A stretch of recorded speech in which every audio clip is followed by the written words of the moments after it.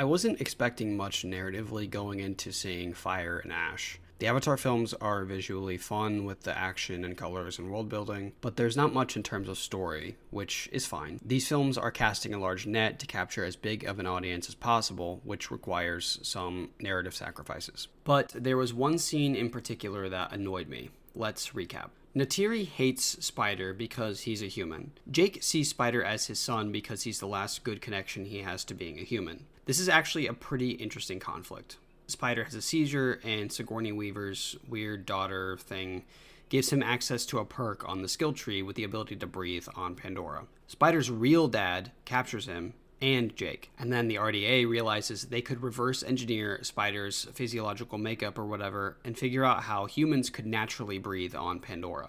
They escape the RDA, and then Jake decides that Spider's new breathing upgrade is an existential threat to Pandora for some reason. Apparently, if the RDA can breathe on Pandora, then they won't have to rely on technology, but I thought that was the whole point of these films, that the evil industrialists use their profane tech to wage mechanized warfare and steal resources to continue their manifest destiny of space. But I don't know. Now the RDA is looking to recapture Spider, and Jake and Neytiri and Spider all stop on a beach where Jake tells Neytiri that he's going to kill Spider, and Neytiri is fine with it because she hates him.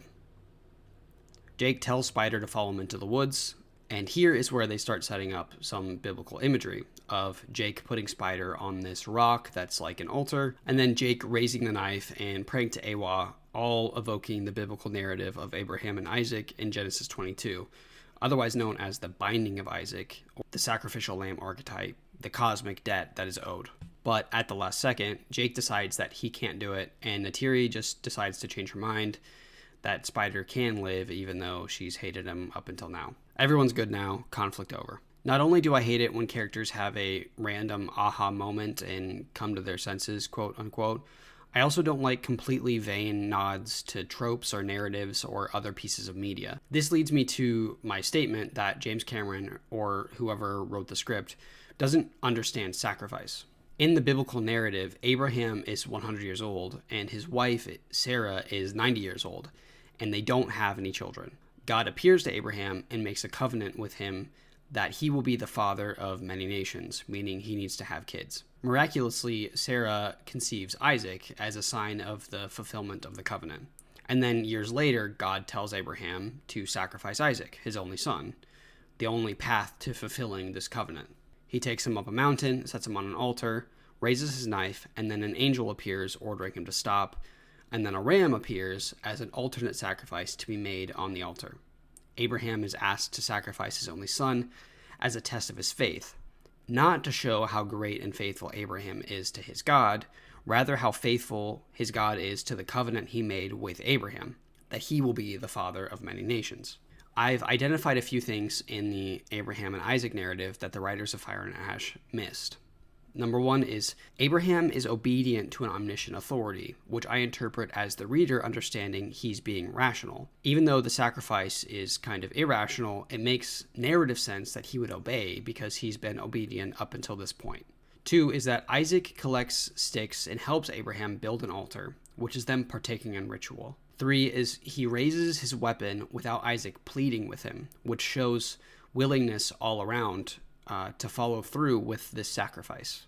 Four is a messenger appears stopping the sacrifice, or there's some sort of revelation that's being made. Five is an alternate sacrifice is made. A ram appears and is sacrificed as a form of divine substitution.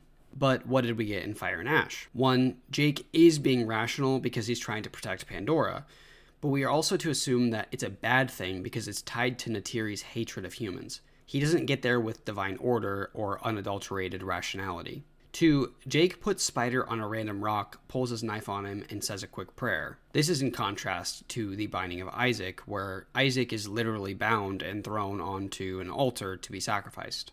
And then Spider tries guilting Jake out of sacrificing him and tells him that he'll be a good boy or whatever, and then Jake struggles to commit to the sacrifice. And then Neytiri runs towards them as though she will be the divine messenger, but instead, Jake just pump fakes Spider and then hugs him, and then Neytiri joins in for a group hug. And there's not an apparent sacrifice that's being made. Yes, Neytiri changes her opinion of Spider, and you could argue that when she washes off the paint in the river, she comes to the realization that there is a metaphorical blood on her hands. But a revelation isn't a sacrifice, and it's only brought on about her own rationality, not by Awa, the rituals, or any sacrifice being made. She just changes herself. I'm not suggesting that the scene be a one-to-one of the biblical narrative, but I am suggesting that it should have followed closer to a ritual narrative so we have a proper payoff. Here are a few suggestions I have for the narrative. One is start the narrative with more utilitarianism and rationalism.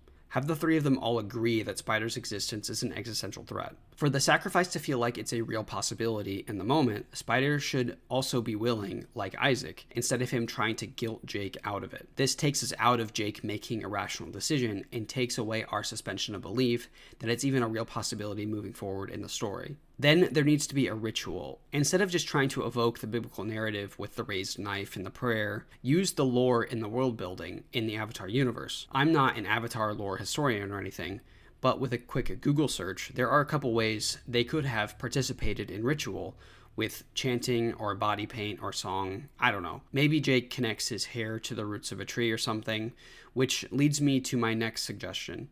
Have them make some sort of physical connection to Awa, with their hair sex or connection to the water or the trees or whatever. Just something so that Awa can appear to them and give Jake a revelation without the typical trope of, actually, I'm the good guy moment. Involving Awa beyond the prayer would have given him a real reason not to kill Spider also. And then there needs to be some sort of divine substitution. In the case that Neytiri is not involved in the revelation, Jake could have sacrificed his relationship with Neytiri by going back to the beach and telling her that Awa's will was for Spider to live and given her an ultimatum, and have them separate until Neytiri has her own narrative arc that changes her or something. Not that this film needs to add to its runtime. But even better, Neytiri could have been involved in the ritual and revelation and have her directly sacrifice her Na'vi identity to Awa, or have her do something crazy like cut her hair as an allegory of her willingness to change. Maybe that's a bit much, but I don't know. Additionally, the alternate sacrifice of the ram appearing in Genesis is God making a mockery of the pagans who would follow through with their child sacrifices, which Fire and Ash could have taken advantage of narratively, with the RDA metaphorically sacrificing their kids in some way, by showing like kid soldiers or something. I don't know. I just wish this scene lived up to what it's trying to evoke. I think everyone knew going into that scene that Spider was going to be fine, which is why it's so frustrating. I think they had the bones for a great scene, but weren't willing to make a real narrative sacrifice.